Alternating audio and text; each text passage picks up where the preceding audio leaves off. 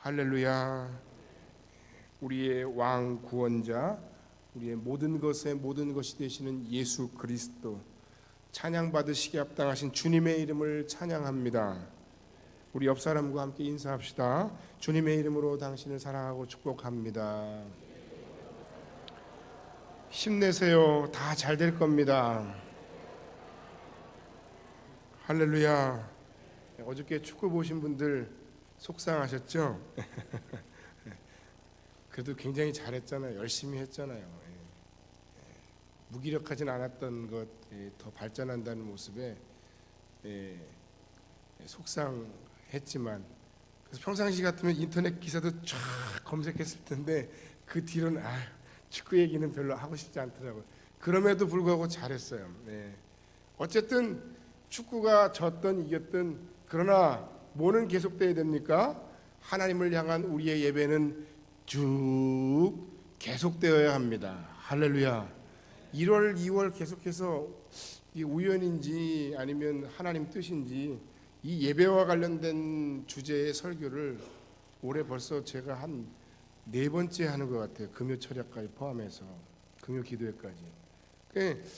오늘 무슨 설교를 해야 되나, 그리고 굉장히 고민이 많았는데, 그럼에도 이 예배에 대한 우리의 노력과 강조는 또한 아무리 강조해도 지나치지 않다는 사실입니다.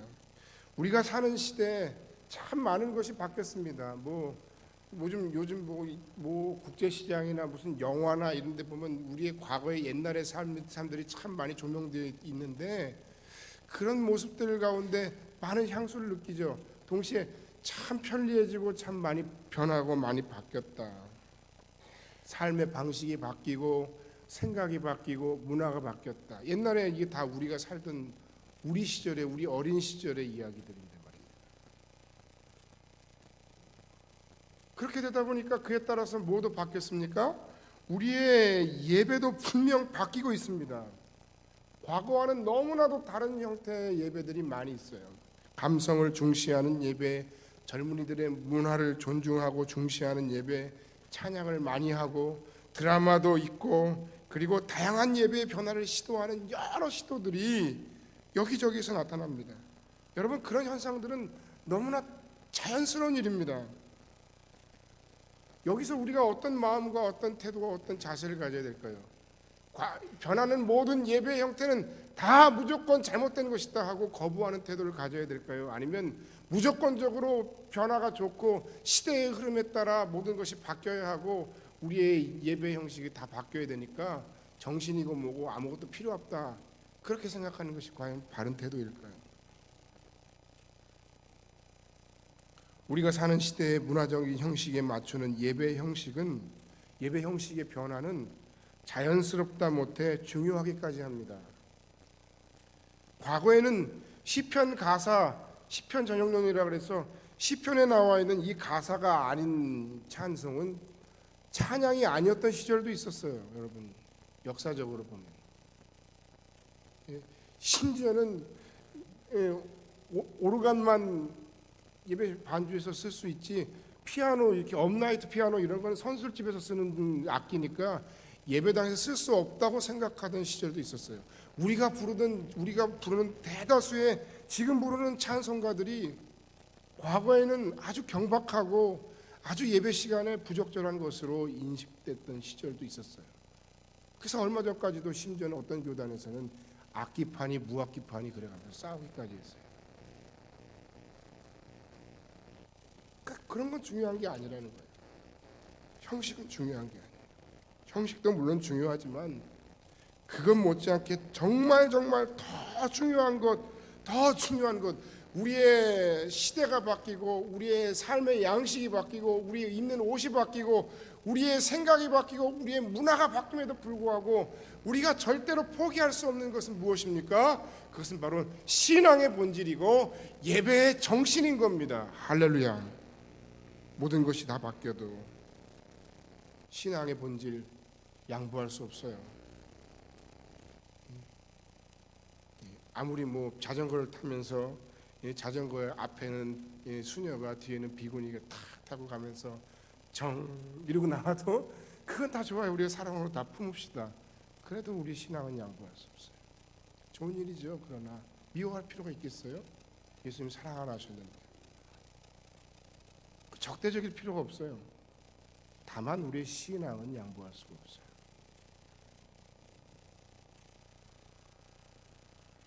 그 예배의 중심, 그 신앙의 한가운데 본질적인 정신이 무엇인가 하면 바로 우리가 양보할 수 없는 가장 중요한 것 한 가지가 무엇인가 하면 바로 이 예배는 우리가 하나님을 대상으로 하는 것이라는 거예요.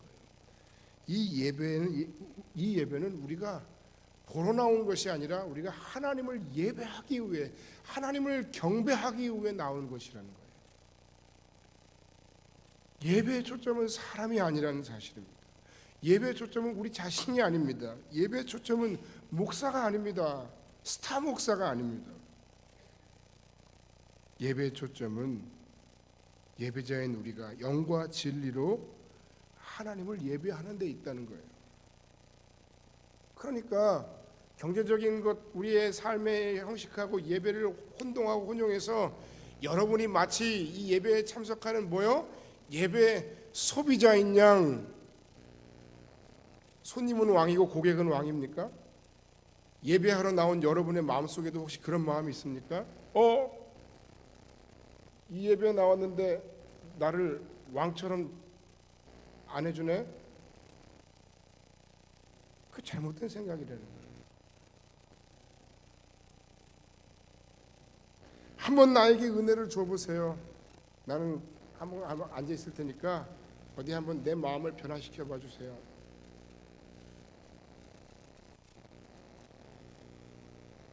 내가 이 예배에 참석하면 당신들이 나에게 무엇을 줄 겁니까? 그렇게 생각하고 말하기 전에 먼저 내가 주님 앞에 무엇을 드릴 수 있을까, 그것을 생각하고 고민하는 예배여야 한다는 사실입니다. 여러분, 그런데 우리의 예배에서의 예배의 중심점, 예배의 대상은 도대체 누구입니까?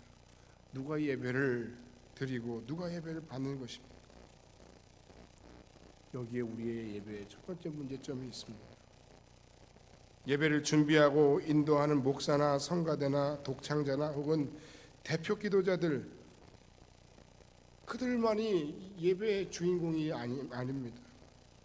오늘날 예배의 가장 큰 문제점은 성도는 구경꾼이고 목사나 찬양대나 독창자가 주인공인 예배, 그것이 문제라는 겁니다. 우리의 예배의 대상은 하나님입니다. 하나님을 예배하는 것입니다. 이 자리에 나와 있는 나와 여러분들이 먼저 진정한 예배자가 되고 제물이 되어서 능동적이고 적극적으로 하나님 앞에 우리의 마음을 드리고 우리의 삶을 드리는 예배여야 그 예배가 하나님이 기뻐 받으시는 예배일 수 있다는 사실, 그 예배의 정신, 그 예배의 중심을 놓치지 않는 여러분들 되시길 주의 이름으로 간절히 축원합니다. 그 예배가 구역 셀 예배든 아니면 가정 예배든 기관 예배든 새벽 예배든 어떤 예배든 다 똑같아요. 뭔가 보기 위해서, 구경하기 위해서 나온 회중이 아닙니다. 자신들이 하나님께 예배하는 예배자임을 잊어버리는 것이 오늘날 예배의 가장 큰 문제점입니다. 문제점 또 한 가지가 있어요. 뭡니까?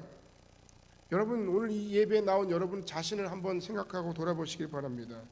어떻게 하면 내가 좀 더 부담감이 없는 예배에 참여할 수 있을까? 어떻게 하면 내가 내 마음 가운데 있는 어떤 그런 문제들을 해결하는 예배를 드릴 수 있을까? 그건 하나님께서 우리가 하나님 앞에 예배하는 예배자에게, 참된 예배자에게 주시는 은혜이지. 어떻게 하면 내가 좀 더 편한 서비스를 받으며 예배할 수 있을까? 어떤 교회 나가서 어떤 목사님에게 설교를 듣고 어떤 예배에 참여해야 내가 뭔가 한 가지라도 얻어갈까? 여러분, 그것이 우리의 고민거리가 되어버렸습니다. 나의 영혼이 살고 죽는 것이 여기에 달렸건만 내가 진정 예수 그리스도가 나의 구주시고 하나님을 섬기는 진정한 하나님의 백성이라면, 내가 하나님의 백성이라면 어디에 내 죽고 사는 것이 달렸습니까? 이 예배에 우리의 영혼에 죽고 살린 것이 죽고 사는 것이 달려 있습니다. 그런데 문제가 뭐예요? 이 예배 참여하는 내가 너무 정성이 없어요. 거저 먹어요. 경제병인가요? 경제의 가장 중요한 핵심적인 원리가 뭐예요? 예? 가장 적은 비용으로 가장 큰 효과를, 효율성의 문제죠. 참 좋죠. 근데 여러분 그게 안 통하는 데가 있어요. 예? 그게 안 통하는 데가 있어요. 공부?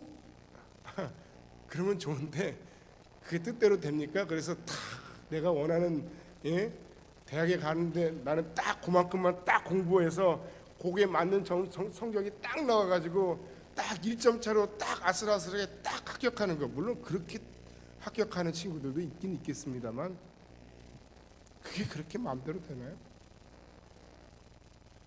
사업도 가정도 사랑도 심지어 여러분이 찬양하는 여러분의 찬양도 다 마찬가지입니다. 우리가 신앙생활하면서 절대로 착각해서는 안 되는 부분이 있습니다. 하나님의 은혜를 너무 가볍게 생각하면 안 됩니다. 은혜로 구원받아서 그 은혜 가운데 직분을 감당하고 그 은혜 가운데 기도하여 응답받고 그리고 그 은혜 가운데 우리가 저와 여러분이 제가 이 자리에 서 있지만 그러나 우리가 이 은혜라는 명목으로 언제까지 하나님을 속이려 드십니까? 다른 사람이 나한테 잘해준다고 잘해주니까 난 너한테 대충 할게. 여러분 우리의 예배 꼴이 그 모양이에요. 지금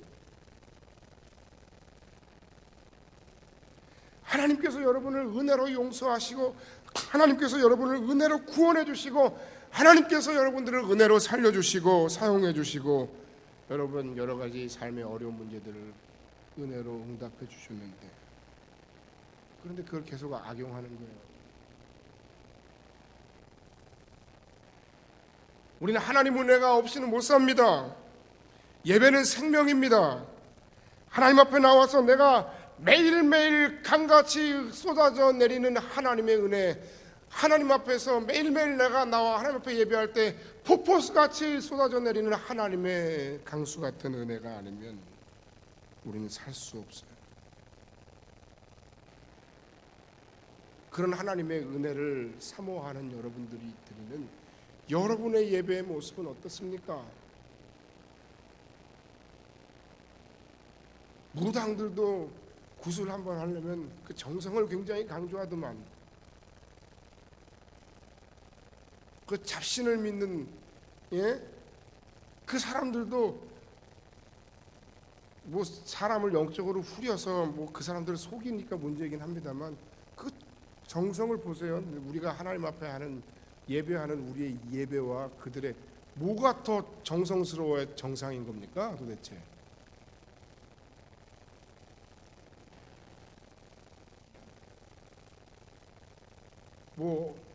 큰 대형교회 목사님은 항상 설교를 시작할 때마다 이렇게 축복하시더만요. 어디에 있는 성도들 또 어쩌고 저쩌고 하다가 인터넷으로 예배를 드리는 모든 분들에게도 하나님의 은혜가 있기를 원한다. 내가 해외 출장 가거나 내가 피치 못해서 맞으면 어쩔 수 없는 상황 가운데 그렇게 예배하는 경우라면 모르지만 내가 하나님 앞에 드리는 시간과 그 정성이 그 구별됨이 아까워서 그 시간에 앉아서 잠옷바람으로 앉아서 인터넷 켜놓고 예배해야지 예배하다가 따르릉 전화가 오면 나 지금 예배 중이야. 그래 이런 희생과 정성이 없는 헌신이 없는 예배가 과연 진정한 예배이겠는가? 그곳엔 마음의 헌신도 수고로움도 희생도 없습니다. 여러분 우리의 예배가 하나님의 마음을 움직일 만한 감동적인 예배가 되어지기를 주의 이름으로 간절히 축원합니다. 그 마음을 감동시키는 하나님의 마음을 감동시키는 예배가 우리의 삶 가운데 또한 나타나길 주의 이름으로 간절히 축원합니다. 아무리 시대가 바뀌고 아무리 문화가 바뀌고 아무리 예배의 형식이 바뀌어도 우리가 하나님을 예배한다는 사실, 그 하나님 앞에 그 하나님의 마음을 움직이고 감동시키는 예배 가운데 우리가 하나님의 은혜를 받아야 산다는 그 사실 앞에 우리는 다시 우리의 예배를 돌아보고 내가 감동받는 예배 이전에 하나님이 감동받으시는 예배가 되기 위해, 하나님께서 받으실 만한 예배가 되기 위해 우리가 오늘 이 시간 말씀 앞에 겸손히 서는 아침이 되기를 주의 이름으로 간절히 축원합니다. 그 감동적인 예배 속에 하나님의 임재하심이 있습니다. 그런 감동적인 예배 속에 하나님의 역사가 나타납니다. 그런 감동적인 예배 속에 하나님의 기적의 능력이 나타납니다. 그런 감동적인 예배 속에 삶의 방향감을 잃고 고난 가운데 힘들어하고 사람 때문에 힘들어하고 아파하고 괴로워하는 모든 이들에게 주시는 하나님의 위로의 말씀, 소망의 말씀, 권면의 말씀이 진정한 하나님의 비전이 나타나는 것입니다. 어떻게 드리는 예배가 그러면 과연 하나님이 받으실 만한 감동적인 예배입니까? 첫 번째, 하나님께서 받으실 만한 예배는 거룩하게 준비된 예배입니다. 그 거룩함이라는 건 늘 자주 말씀드렸는데 여러분 이제 알 때도 됐는데, 거룩함이 뭐라고요? 구별입니다. 구별하는 거예요. 거룩한 예배라고 하는 것은 목사가 가운을 아주 멋들어지는 가운을 멋지게 입고 나오는 게 거룩한 예배가 아니에요. 여러분이 성경책을 아주 경건한 모습으로, 그 모습만 봐도 은혜로울 정도로 거룩하고 경건한 모습으로 예배하는 게 꼭 거룩하고 경건한 예배가 아니에요. 뭡니까? 그 거룩한 예배라는 것은 우리의 마음을 구별하여 드리고 우리의 시간을 구별하여 드리고 우리의 정성과 헌신을 구별하여 드리고 우리의 찬양을 구별하여 드리는 것이 바로 거룩한 예배인 거예요. 구별됐다는 것 중요해요. 여러분 이 자리에 나오셨는데 마음에 근심이 많아요. 물질 때문에 너무 괴로움이 많아요. 어려워요. 힘들어요. 그 마음 한구석에 굉장히 묵직한 것을 가지고 나왔어요. 그러나 하나님 앞에 나와 예배할 때 그것마저도 우리가 다 믿음으로 다 내려놓고 누구를 섬기는 거예요? 왕이신 하나님을 섬기는 거예요. 마태복음 6장 24절에 보면 한 사람이 두 주인을 섬기지 못할 것이라 그랬어요. 너희가 하나님과 재물을 겸하여 섬기지 못하느니라. 그리고 말씀하시기를 25절 이하에도 31절에도 그러므로 무엇을 먹을까 무엇을 마실까 무엇을 입을까 염려하지 말아라, 그렇게 얘기하고 있어요. 왕 되신 하나님 앞에 여러분의 나누어지지 않는 마음을 구별하여 드리는 여러분들이 되기를 주의 이름으로 간절히 축원합니다. 할렐루야. 여러분의 시간을 또한 구별하여 드리기를 주의 이름으로 간절히 축원합니다. 얼마나 바쁩니까? 얼마나 힘듭니까? 일주일 내내 직장 생활하고 일주일 내내 나름 최선을 다하는 삶으로 육신이 피곤하고 몸이 피곤함에도 불구하고, 그러나 그럼에도 불구하고 이 시간을 하나님 앞에 구별하여 드리기 위해 이 예배에 참여했다면 여러분, 하나님이 그것 자체가 이미 여러분을 하나님 앞에 구별된 예배를 드리는 증거예요. 멀리서 오시는 분들 우리 교회도 꽤 많아요. 이제는 세종시에서도 오고 고향에서도 오고 일산에서도 오고,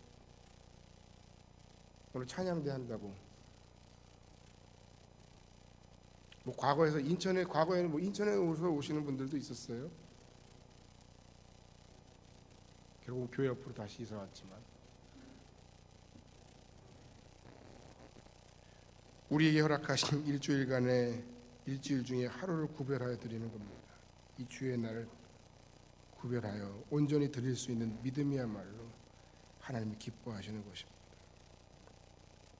찬양대도 마찬가지입니다. 오늘 찬양대 헌신 예배를 드리는데 하나님이 기뻐 받으시는 찬양은 합당한 찬양이, 그 합당한 찬양 어떤 찬양입니까? 정성과 재능을 다 쏟아붓는 찬양이에요. 제가 고등학교 시절에 이렇게 전에도 한두 번 말씀드렸는데 저는 음악에 관심이 그동안 많아서 인문계 고등학교 다니면서 뭐 연세대 교회 음악과에서 하는 그 캠프에 한두 번 막 갔어요. 졸라가지고 버스 타고 가서 같이 잘 할지도 모르는 찬양 그냥 악보를 그냥 주대. 그리고 그냥 읽으라 그냥 막 불러. 다들 사람들이 너무너무 충격받았고 놀랐어요. 근데 그것도 그렇게 하니까 익숙해지고 실력이 늘더라고요. 근데 거기에 그 자리에 그 교회음악과 당시 과장이었던 최시원 교수님이 충현교회 음악감독 하시다가 꽤 돌아가신 지 오래되셨는데 그분이 그의 그 교회음악 입문서 책을 내시면서 거기에 뭐라고 그랬는가 하면 나의 한 주간의 클라이막스는 하나님을 찬양하고 지휘하는 바로 그 시간, 바로 이 시간이다. 나는 이 한날 이 시간을 위해 산다 하는 시간 고백을 했어요. 그러니까 모든 포커스가 교회 음악가 교수였기 때문에 그랬을까요? 모든 포커스가 그 예배 시간에 그 찬양대를 찬양하고 지휘하는 그 순간에 다 맞춰져 있는 거예요. 예배 삶의 중심이.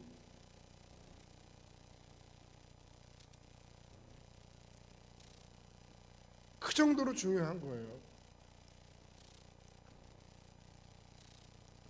페이스북을 하다 보니까 이렇게 가끔 교수님들 이렇게 오늘 장유상 교수님도 와 계시지만 교수님들 이렇게 자기 이력을 하는데 어떤 분들 보면 어느 교회 지휘자, 어느 교회 솔리스트, 이게 교수 직함보다 앞에 있는 분들이 가끔 있으시더라고요. 그러니까 저는 굉장히 은혜 받았어요.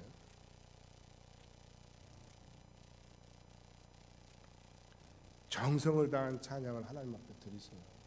이 찬양대의 직분이 귀한 줄 알고 최선을 다하세요. 하나님은 아십니다. 우리가 어떤 마음으로 얼마나 열심히 준비하여 이 찬양을 드리는지 하나님은 아십니다. 성도들은 속을 수 있어요.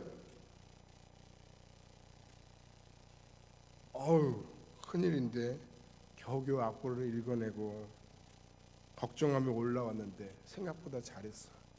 역시 우리는 무대 체질이야.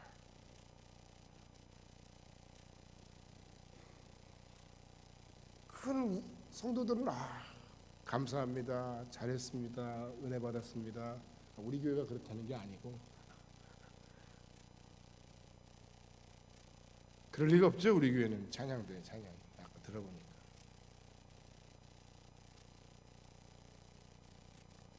한 주간의 모든 삶 속에서 만나주신 그 하나님, 그분 앞에 올려드릴 합당한 감사와 감격, 아픔 속에서의 그 만져주심과 위로, 그리고 하나님 앞에서의 미래의 소망을 내가 붙들고 깊이 묵상하고 찬양한다면 그 찬양이야말로 하늘 보좌를 울리고 그 찬양이야말로 모든 성도들의 마음을 정말 뜨겁게 은혜 가운데 새롭게 확신 가운데 아멘 아멘 하면서 아멘, 당신의 그 찬양이 나의 신앙의 고백입니다. 우리의 신앙의 고백입니다. 하고 얼마나 뜨거운 찬양과 예배가 될 수 있을까요? 그래서 무엇보다 찬양대 여러분들에게 부탁합니다. 여러분 하나님 앞에 먼저 진실한 예배자가 되시기를 주의 이름으로 간절히 축원합니다. 여러분이 예배자가 먼저 되셔야 됩니다. 여러분이 구경꾼이 아니라, 구경꾼일 수는 없죠 이미. 그러나 그럼에도 좀 더 최선을 다해서 연습할 시간이 부족하죠? 굉장히 죄송해요. 우리 교회 찬양대는 이것도 하고 저것도 해야 되는 분들이 많아서 그럼에도 감사하면서 필요하다면 여러분 찬양하는 곡들 요새는 시대가 좋아가지고 인터넷으로 검색만 하면 다 나오더라고요. 들어보세요. 듣고 연습하세요. 그 정도 열의를 가지세요. 여러분 찬양대만 아니고 하나님 앞에 예배하는 목사만 준비하는 게 아니라 우리 모두가 다 하나님 앞에 정성껏 우리의 시간과 물질과 재능과 모든 것을 구별하여 쏟아붓는 진실한 예배자가 되어야 한다는 사실을 기억하시기 바랍니다. 두 번째, 하나님께서 받으실 만한 예배는 순종을 결단하는 예배입니다. 하나님께서는 우리의 예배 중에 말씀으로 임재하십니다. 할렐루야. 저는 여러분 이 말씀을 선포하는 것, 설교하는 것 못지않게 굉장히 중요하게 생각하는 게 있어요. 그게 뭐냐면 말씀을 읽는 거예요. 굉장히 저는 예배적으로 그걸 굉장히 중요하게 생각해요. 우리가 하나님 앞에 말씀을 서로 읽고 교독하는 그 순간에 하나님의 말씀이 우리 안에 계시고 하나님의 영이 또 하나님께서 우리 속에서 역사하시고 임재하신다고 확신합니다. 할렐루야. 그러니까 대충대충 읽지 마세요. 그리고 대충대충 듣지 마세요. 그 말씀을 선포할 때 그 말씀을 듣고 그 말씀을 들으면서 가르치고 그리고 우리가 말씀의 은혜를 받을 때 가장 먼저 바꿔야 할 걸 우리의 마음입니다. 그 말씀 앞에서 우리가 나타내야 할 우리의 리액션은 무엇입니까? 하나님이 말씀하셨잖아요. 우리가 말씀을 읽는 동안에 말씀하셨고 설교자의 입을 통해 말씀하셨잖아요. 그 말씀 앞에 우리가 해야 될 건 뭡니까? 순간순간에 아멘 역시 못지않게 더 중요한 건 뭐예요? 진짜 리액션은 뭐예요? 회개입니다. 순종입니다. 결단입니다. 새로운 헌신의 각오입니다. 항복입니다. 그게 진짜 예배예요. 제가 성가대한테 찬양대한테 그런 이야기를 했으면 뭔가 내가 오늘 말씀 앞에 도전하고 부딪히니 이것을 내가 결단해야 되겠다. 그 예배를 하나님 기뻐 받으신다는 거예요. 그렇게 우리가 하나님 앞에 순종하고 항복할 때 주시는 놀라운 은총이 있습니다. 욥기 22장 21절 말씀에 보면 하나님 안에 평화를 경험하게 됩니다. 너는 하나님과 화목하라 평화하라 그리하면 복이 내게 임하리라. 로마서 6장 17절 18절 보면 하나님께 감사하리로다 너희가 본래 죄의 종이더니 너희에게 전하여 준 바 교훈의 본을 마음으로 순종하여 죄에게서 해방되어 의에게 종이 되었느니라. 자유를 경험하게 됩니다. 세 번째, 하나님의 능력을 경험하게 됩니다. 여호수아 5장 13절 15절 보니까 여호수아의 인생과 삶과 사역 가운데 가장 절대절명의 위기의 순간이 다가왔어요. 여리고 성을 앞에 두고 있어요. 그가 사역적으로 인생적으로 승리하느냐 실패하느냐 하는 결정적인 삶의 기로에 있어요.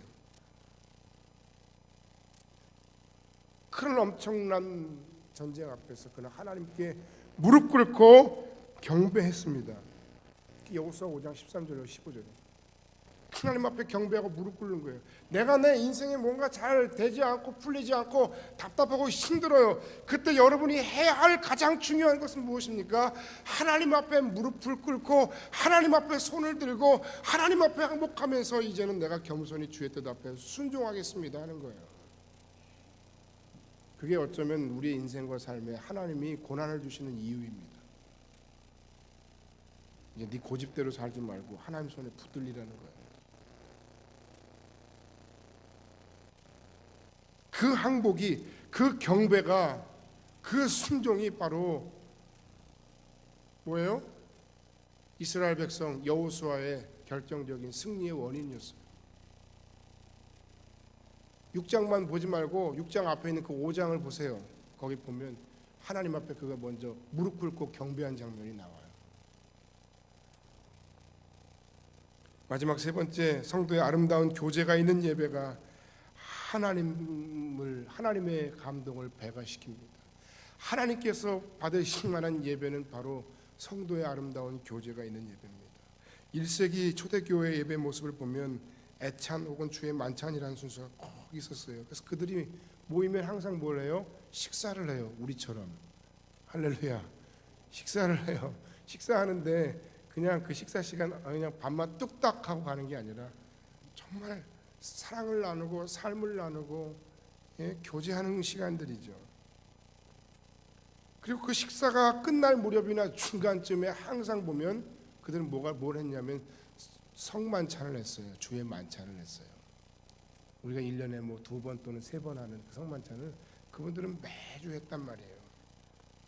그런데 고린도후서 11장 말씀에 보면 고린도 교회 교인들이 주의 만찬을 나눌 때 좀 문제점이 나타났어요. 어떤 문제점이냐? 잘 사는 사람들은 많이 싸갖고 오고 못 사는 사람들은 적게 싸갖고 왔는데, 아이 그러면 우리 같으면, 우리 성흥교회, 사랑이 많은 우리 성흥교회 같으면 어떻게 합니까? 그걸 함께 다 모아가지고 함께 나누어 먹죠. 그렇죠? 아니 당연하잖아요. 근데 그 당시 고린도 교회 교인들은 어떻게 했어요? 예? 많이 싸운 사람 이건 내 거 하면서 자기 혼자 먹거나 자기끼리끼리 먹거나, 가난한 사람들은 조금 먹고 가고, 이 교회적으로 문제가 됐던 거예요. 어떻게 그런 일이 있어요? 오늘날 교회에도 있어서는 안 되는 그런 일들이 있어요. 파당이 생겼어요. 힘센 사람들이 더 좋은 것을 가지게 됐어요. 세상의 논리가 교회 안에 들어왔어요. 사랑으로 나눴어요. 여러분, 우리가 하나님 앞에 예배하는 그 예배의 중심, 수직적인 예배. 근데 동시에 우리의 예배는 수직적이면서 동시에 수평적인 예배여야 합니다. 할렐루야. 그걸 우리가 놓치면 안 돼요. 저는 과거에 찬양하고 성가대도 뒤에 하고 하면서 어떻게 처음엔 생각했냐면, 우리가 부르는 찬양은 오직 하나님께만 영광을 돌리는 거야. 뭐 성도들하고 은혜를 나누긴 무슨 은혜를 나눠. 그런 말도 안 되는 고지식한 잘못된 생각을 가지고 있었어요. 성경에 시와 찬미와 신령한 노래들로 서로 화답하고 교제하라고 돼 있어요. 내가 받은 은혜를 하나님 앞에 나눈과 동시에 우리의 찬양은 교육적으로, 우리의 찬양은 또한 문화적으로, 우리의 찬양은 또는 교제용으로 얼마든지 충분히 쓸 수 있는 거예요. 구약 성경에 동정과 공의가 빠진 그 예배, 그 제사를 하나님이 정죄하시죠. 미가서 6장 6절로 8절, 호세아서 6장 6절 말씀 이하에 보면, 오늘날 현대 교회의 모습 가운데 가장 약한 모습이 무엇입니까?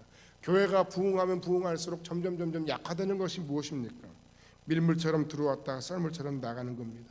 성도들의 아름다운 교제가 없어져 버리는 겁니다. 그러나 교회는 공동체입니다. 제가 지난주에 말씀드렸던 것처럼, 지지난주에 말씀드렸던 것처럼 교회는 가족 공동체입니다. 그 가족 공동체를 벗어나면 차라리 분립하는 게 낫습니다. 어디에도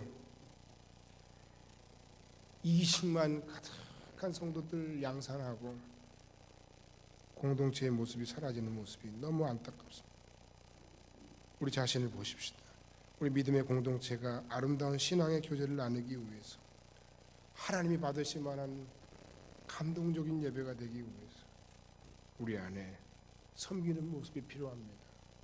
연약한 자를 섬기고, 힘이 없는 지체를 섬기고, 그들을 위로하고, 그들을 격려하고, 그들을 축복하는 겁니다. 고린도후서 11장 26절이 너희가 이 떡을 먹으며 이 잔을 마실 때마다 주의 죽으심을 그의 오실 날 때까지 전하는 것이니라. 이것이 바로 성도의 교제의 정신입니다.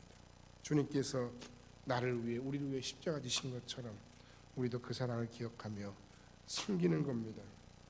하나님께 드릴 가장 감동이 있는 예배는 바로 주님의 살과 피를 우리가 나누듯 그리스도 예수 안에서 서로의 아픔과 눈물과 상처와 기쁨을 나누는 예배입니다.